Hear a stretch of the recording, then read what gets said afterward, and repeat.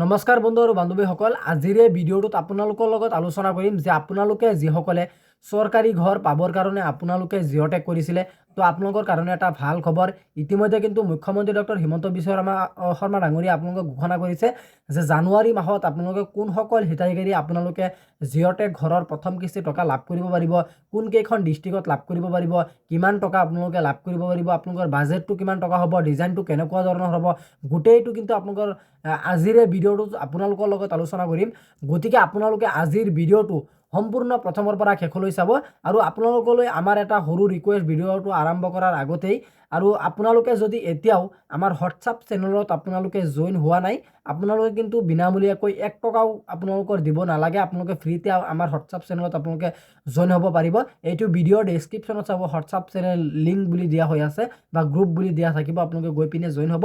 আৰু যেতিয়াই নেকি আপোনালোকে জইন হ'ব তেতিয়াই কিন্তু আপোনালোকৰ অসম চৰকাৰৰ মানে যিকোনো আঁচনি, যিকোনো চৰকাৰী চাকৰি, অনলাইন কাম বা অফলাইন কাম, যিকোনো ফৰ্ম বা যিকোনো আপোনালোকৰ কামৰ বিষয়ে অসম চৰকাৰৰ বা ভাৰত চৰকাৰৰ তৰফৰ পৰা যিকোনো আপোনালোকৰ খবৰ আগতীয়াকৈ পোৱাৰ বাবে আপোনালোকে আমাৰ হোৱাটছআপ চেনেলত জইন হ'বলৈ নাপাহৰিব।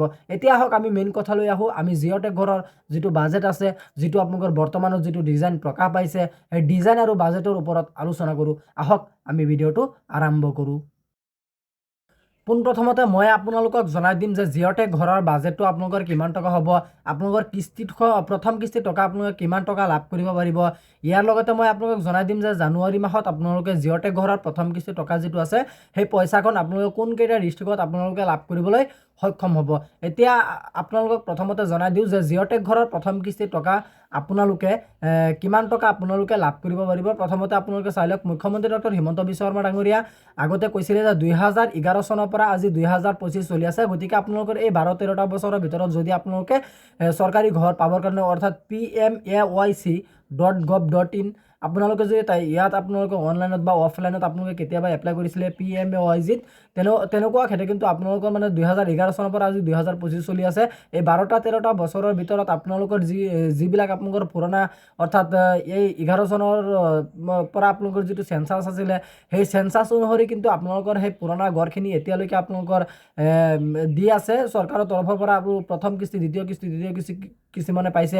আৰু যোৱা 9 ডিচেম্বৰ তাৰিখে কিন্তু আপোনালোকৰ যিসকল পুৰণা ঘৰৰ হিতাধিকাৰী হয়, তো সেইসকলৰ বেংকৰ একাউণ্টত কিন্তু ছেকেণ্ড কিস্তি বা থাৰ্ড কিস্তি বা ফ'ৰ্থ কিস্তি আপোনালোকৰ কিন্তু বেংকৰ একাউণ্টত ট্ৰান্সফাৰ কৰা হৈছে চৰকাৰৰ তৰফৰ পৰা।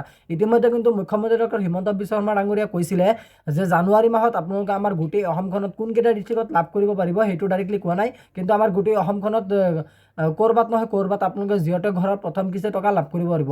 ইয়াতে আপোনালোকে এটা আইডিয়া লগাই দিয়ক যে আপোনালোকে যিসকল ধৰি লওক পুৰণা ঘৰৰ হিতাধিকাৰী হয় বা পুৰণা ঘৰৰ এতিয়া ছেকেণ্ড কিস্তি পাইছে বা কিছুমানে প্ৰথম কিস্তি পাইছে বা কিছুমানে থাৰ্ড কিস্তি পাইছে, এতিয়ালৈকে 2011 চনৰ পৰা 2025 চনলৈ যিটো আপোনালোকৰ চেঞ্চাছ আছিলে, সেই চেঞ্চাছটো এতিয়ালৈকে আপোনালোকৰ মানে যি ধৰি লওক আপোনালোকৰ যি 10 লাখ গড়ৰ কাৰণে চেঞ্চাছ হৈ আছিলে 2011 চনৰ 2025 চনলৈ, আৰু সেই 10 লাখ গড় যেতিয়ালৈকে নেকি কমপ্লিট নহ'ব তেতিয়ালৈকে কিন্তু আপোনালোকৰ জিঅ'টেক ঘৰৰ প্ৰথম কিস্তি টকাখন আপোনালোকে লাভ কৰিব নোৱাৰিব।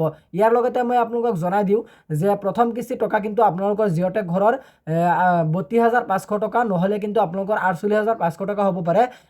ইয়াৰ অনুসৰি আপোনালোকৰ 32,500 টকা হ'ব পাৰে যদি আপোনালোকৰ ঘৰখন আগৰ যিকেইটা আপোনালোকৰ 2011 চনৰ চেঞ্চাছৰ যিবোৰ ঘৰ আছিলে, তেতিয়া যিটো আপোনালোকৰ কিস্তি আছিলে সেই কিস্তি যেনেকুৱা আছিলে ঠিক কিন্তু আপোনালোকৰ তেনেকুৱাই থাকিব।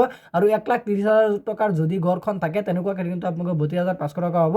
আৰু যদি আপোনালোকৰ 2 পৰা 2.5 লাখ টকাৰ ঘৰ থাকে তেনেকুৱা ক্ষেত্ৰত কিন্তু আপোনালোকৰ প্ৰথম কিস্তি টকাটো আপোনালোকৰ 48,500 টকা আপোনালোকৰ বেংকৰ একাউণ্টত লাভ কৰিব পাৰিব। ইয়াৰ লগতে আপোনালোকক জনাই দিম যে প্ৰথমতে আপোনালোকে যিসকলে ধৰি লওক জিঅ'টেক কৰিছিলে, তো আপোনালোকৰ ভেৰিফাই লিষ্টত কিছুমানৰ নাম অহা নাছিলে বা বহুতে কিন্তু আপোনালোকে আকৌ মানে যিবোৰৰ নাম অহা নাই সেইসকল নামটো লিষ্টৰ পৰা কৰ্তন কৰা হৈছে।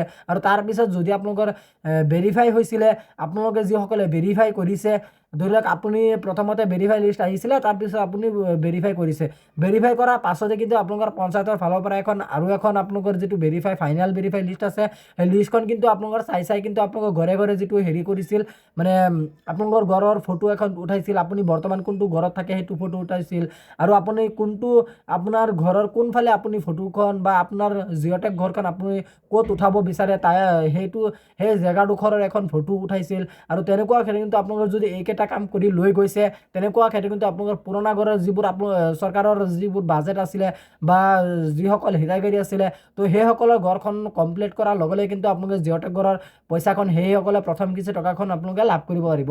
ইয়াৰ পিছতে মুখ্যমন্ত্ৰী ডক্টৰ হিমন্ত বিশ্ব শৰ্মা ডাঙৰীয়াই আপোনালোকক কৈছিলে যে জানুৱাৰী মাহত প্ৰথম কিস্তি টকা আপোনালোকে লাভ কৰিব পাৰিব।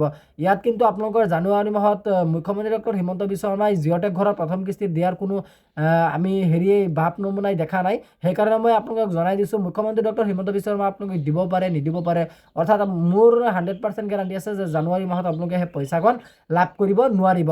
গতিকে আজি ইমানখিনি আছিলে আপোনালোক দিবলগীয়া ইনফৰমেশ্যন আশা কৰিছোঁ। ভিডিঅ'টো চাই ভাল পালে, যদি ভিডিঅ'টো চাই ভাল পালে তেন্তে ভিডিঅ'টোত এটা লাইক কৰি দিব আৰু আপুনি যদি আমাৰ চেনেলত নতুন আছে প্লিজ আপুনি আমাৰ চেনেলটো ছাবস্ক্ৰাইব কৰিবলৈ নাপাহৰিব। আৰু জিঅ'টেগ ঘৰৰ বিষয়ে যদি আপোনালোকৰ আৰু কিবা জানিবলগীয়া বা সুধিবলগীয়া কুৱেশ্যন থাকে আৰু জিঅ'টেগ ঘৰৰ বাজেটটো কিমান টকা হ'ব, ডিজাইনটো আপোনালোকৰ কেনেকুৱা ধৰণৰ হ'ব বা আপোনালোকৰ 2011 চনৰ চেঞ্চাছৰ পৰা 2025 চনৰ 12-13টা বছৰৰ ভিতৰত কিমান ঘৰ আপোনালোকৰ কমপ্লিট হৈছে বা কিমান ঘৰ আপোনালোকৰ কমপ্লিট হোৱা নাই, যদি আপোনালোকে সেইবোৰ জানিব বিচাৰে আপোনালোকে এইটো ভিডিঅ'ৰ ডেছক্ৰিপশ্যনত চাব, মোৰ হোৱাটছআপ চেনেলৰ লিংক আছে, আপোনালোকে গৈ পিনে মোৰ হোৱাটছআপ চেনেলত জইন হ'ব আৰু মোৰ হোৱাটছআপ চেনেলত কিন্তু আপোনালোকে গোটেইখিনি আপোনালোকৰ তথ্যটো পাই যাব। ধন্যবাদ।